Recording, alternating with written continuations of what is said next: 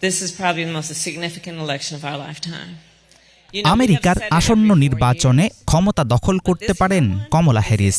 White হাউসের দৌড় থেকে জো বাইডেনের সরে দাঁড়ানোর ফলে আচমকা বদলে গেছে মার্কিন নির্বাচনী রাজনীতির হিসাব নিকাশ। ট্রাম্পের যে একপেশে জয়ের সম্ভাবনা তৈরি হয়েছিল ডেমোক্রেটিক পার্টির দলীয় প্রার্থী হিসাবে কমলা হ্যারিস এগিয়ে আসায় সেটা এখন দিবাস্বপ্ন।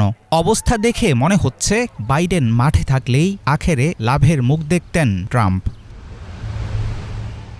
অভিবাসীদের প্রতি মনোভাব, বিচার ব্যবস্থার সংস্কার, পরিবেশ সংকট, ইউক্রেন গাজা ইত্যাদি প্রশ্নে ডেমোক্রেটদের মাঝে রয়েছে নানা রকম মতপার্থক্য।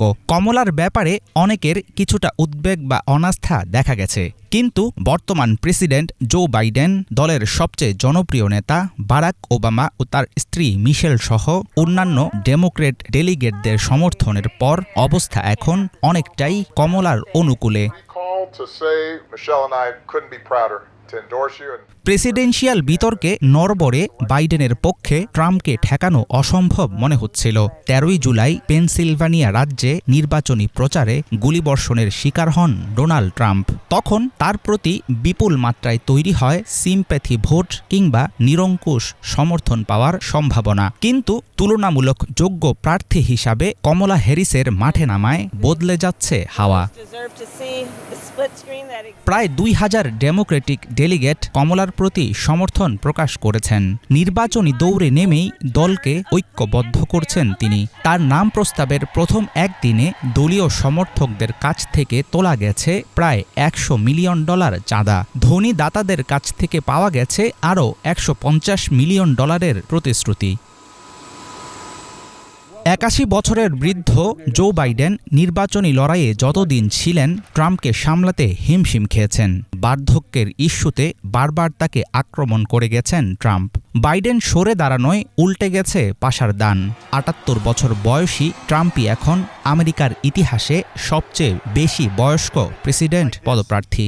সেই তুলনায় আমেরিকান ভোটারদের কাছে 59 বছর বয়সী কমলা অনেক বেশি আকর্ষণীয়। ইসরায়েল প্রশ্নে কমলার অবস্থান তাকে সাহায্য করবে জয় পেতে। যুক্তরাষ্ট্রে সরাসরি ইসরায়েল বিরোধিতা করে নির্বাচনী রাজনীতি করা অসম্ভব, কারণ আমেরিকায় অনেক বেশি ক্ষমতার অধিকারী ইসরায়েল লবি। তাই সরাসরি বিরোধিতায় না গিয়ে বাইডেনের নীতির সাথে ভিন্নতা দেখিয়েছেন কমলা। ইসরায়েলের পক্ষে বা বিপক্ষে অবস্থান গ্রহণের বদলে ফিলিস্তিনিদের উপর অব্যাহত গণহত্যার প্রতি দৃষ্টি আকর্ষণ করেছেন তিনি। যুক্তরাষ্ট্র জুড়ে ট্রাম্পের রয়েছে একটি অতি অনুগত সমর্থক বাহিনী। দেশটির মোট ভোটারের 40% তার পক্ষে থাকলেও অধিকাংশ মানুষই তাকে চান না। এই ঘৃণা ও বিরাগের মনোভাবকে অস্ত্র হিসাবে কাজে লাগাতে পারলে অনেকটাই এগিয়ে যাবেন কমলা। আসন্ন নির্বাচনে যে প্রার্থী এগিয়ে থাকুক, আশা করা যায় দেখার মতো হবে ট্রাম্প বনাম কমলার লড়াই। হাফিজুল ইসলাম, বাংলা ভিশন।